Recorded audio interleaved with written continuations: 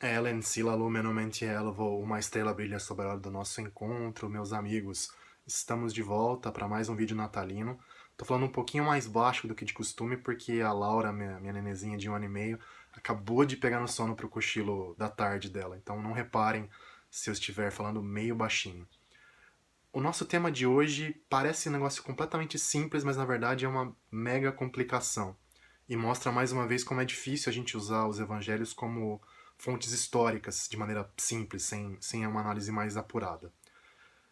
Era pra gente saber, com certa facilidade, quando, a data, pelo menos o ano do nascimento de Jesus, certo? Na verdade, não. Quando a gente pega os registros dos evangelhos e compara-os com os registros históricos da época do Império Romano, a coisa vira uma bagunça semelhante à bagunça das genealogias de Jesus que nós já tratamos aqui. Então, para começar essa nossa discussão, muita gente já deve ter ouvido falar, mas é sempre bom reforçar. Na verdade, Jesus nasceu antes de Cristo. O nosso ano 1, né, é ano 1 porque não existia ano 0 na contagem romana, dos algarismos romanos, é um ano que foi estabelecido por um erro de contagem mesmo, lá no século VI da era cristã. Na verdade, pelo que a gente vê nos relatos dos evangelhos, se é que dá pra gente confiar nesse elemento, parece que esse ponto é confiável, Jesus nasceu quando o rei Herodes o Grande, rei da Judéia, da quase toda a Palestina, Judéia, Galiléia, Samaria, quando ele ainda estava vivo. E o Herodes, pelo que a gente sabe, morreu no ano 4 antes de Cristo. Então Jesus nasceu pelo menos no ano 4 antes de Cristo, talvez um pouco antes, talvez lá pelo ano 6 antes de Cristo, uma coisa assim. Bom, a questão é a seguinte: a gente poderia tentar datar esse nascimento com mais precisão, de acordo com o que fala o Evangelho de Lucas, quando ele diz que José e Maria viajaram de Nazaré na Galileia até Belém na Judéia para se registrar num censo exigido pelo Império Romano, pelo governador romano, pelo imperador César Augusto, que era o primeiro imperador romano propriamente dito. Bom, a questão é que, na época do Herodes, primeiro, pelo que a gente sabe, esse recenseamento de grande escala não aconteceu.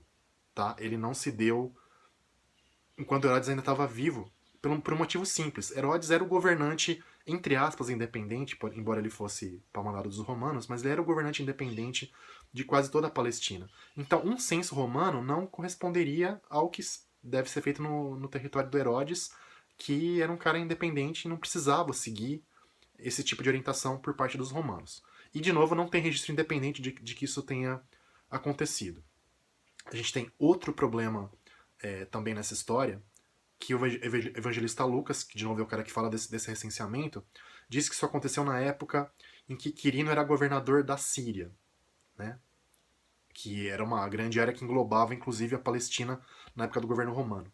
Pelo que a gente sabe, esse trabalho de recenseamento que o Quirino fez aconteceu, na verdade, no ano 6 depois de Cristo.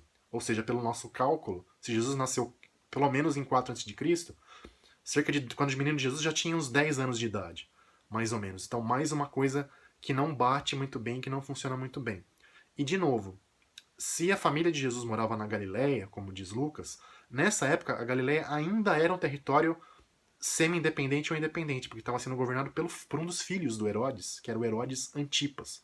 Ou seja, de novo, não faz muito sentido pelo que a gente está vendo. Então, realmente as coisas ficam bem bagunçadas. E tem outra questão de lógica mesmo, que pelo que a gente sabe do sistema romano de recenseamento, de burocracia, uma coisa que eles jamais fariam, a explicação de Lucas para o nascimento em Belém é a ideia de que, como José era descendente de Davi, portanto uma família originária de Belém na Judéia, ele teve que sair de Nazaré na Galileia e vir se registrar na terra dos seus antepassados, lá em Belém. Acontece que Davi viveu 1000 anos mais ou menos antes de José. Se os romanos fossem tentar usar essas identidades tribais com 1000 anos de atraso, de antecedência, para fazer as pessoas se registrarem para uma coisa burocrática, ia ser uma bagunça no império, assim, sem tamanho. Então, de novo, parece não fazer sentido. Conclusão que a gente tira desses dados todos. É mais provável que a ideia da viagem do nascimento em Belém ela está muito mais como uma visão simbólica teológica para mostrar, olha, Jesus como o grande herdeiro de Davi, o cara que vai cumprir as promessas feitas por Deus à família de Davi, vai nascer em Belém, assim como Davi nasceu. e não como um fato realmente histórico, com todas essas complicações que são difíceis de explicar.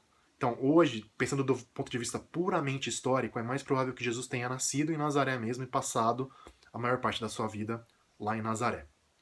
Beleza? Por enquanto é isso, pessoal. Obrigado pela ajuda e pela atenção. Continuem compartilhando, participando da promoção. Quem quer ganhar o famoso DVD do filme O Evangelho segundo São Mateus, do diretor italiano Pier Paolo Pasolini, é só mandar um e-mail para darwinideus@gmail.com mostrando que vocês compartilharam este vídeo ou outros vídeos natalinos, comentaram e vocês estarão concorrendo. Beleza? Voltaremos em breve. Um grande abraço para todo mundo. Como dizem os elfos, Namarie. Adeus, pessoal. Tchau, tchau.